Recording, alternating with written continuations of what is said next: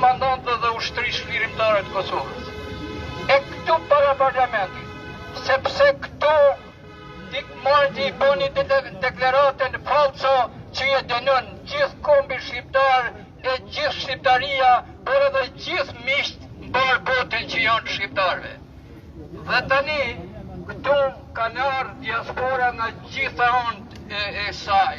Po vinë disa autobusa nga gjitha trojet shqiptare e mënyrë të veçantë nga Kosova.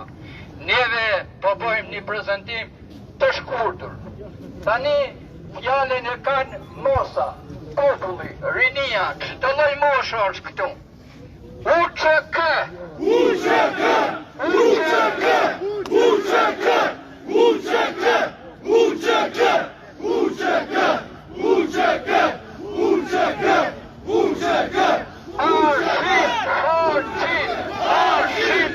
Arshim! Arshim! Arshim! Arshim! Arshim! Arshim! Arshim! Arshim! Katri veseli! Katri veseli! Katri veseli! Katri veseli!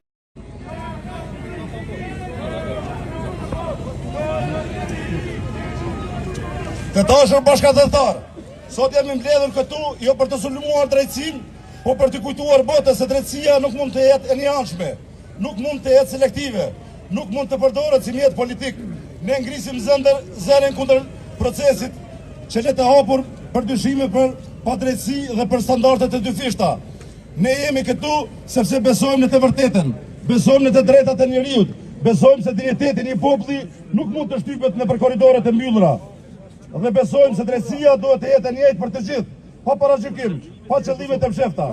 Sot kujtojmë edhe një herë të vërtetë që askush nuk mund ta fshijë qeverimtarët tanë, Hashim Thaçi, Kadri Veseli, Jakub Krasniqi, Recep Selimi, janë vetë historia e Kosovës.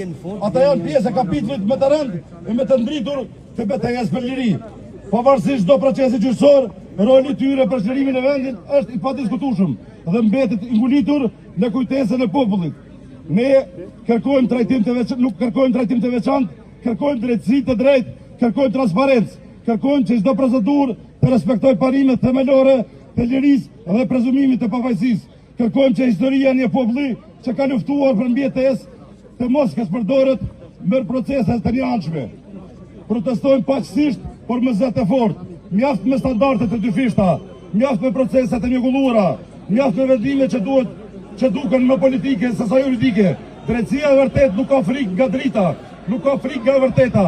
Prandaj edhe ne nuk do të heshtim as sot, as nesër, deri zëri ynë të dëgjohet për vendimin e drejtësisë. Faleminderit gjithëve.